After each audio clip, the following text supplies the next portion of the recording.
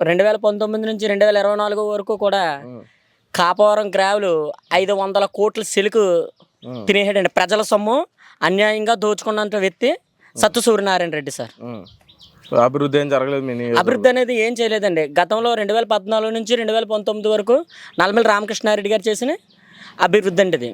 చంద్రబాబు నాయుడు గారు ఖచ్చితంగా చేస్తాడు పని. మాట ఇచ్చాడంటే ఖచ్చితంగా చేస్తాడు. సన్న బియ్యం ఇస్తానని చెప్పాడు కదండి జగన్మోహన్ రెడ్డి గారు. ఈ రోజు నాడు కూడా పచ్చి బియ్యం స్వర్ణ బియ్యం ఇచ్చాడు. ఇంకేం చేశాడండి ప్రజలకి అభివృద్ధి? ఎస్సీ ఎస్టీలకి ఇస్తారు, సబ్సిడీ లోన్లు వచ్చేసారు. ₹1,00,000 లోన్ ఇస్తే 40,000 మాత్రమే కట్టాలి, 60,000 కట్టాల్సిన అవసరం ఉండేది కాదు. ఆ లోన్లు తీసి దొబ్బడాడు జగన్మోహన్ రెడ్డి వచ్చి. ఇంకేం చేయడండి? తల్లిని లెక్క చేయలేదు, చెల్లిని లెక్క చేయలేదు, బాబాయినేమో గొడ్లచికి నరికేసాడు. అటువంటి వాడితో మళ్ళీ నిన్న కాక మొన్న చిన్న డ్రామా, గువ్వకరాయి డ్రామా. ఎంతవరకు సార్ ఇది? ప్రజల్ని నమ్మించి ఇంకా మోసం చెయ్యలేరు.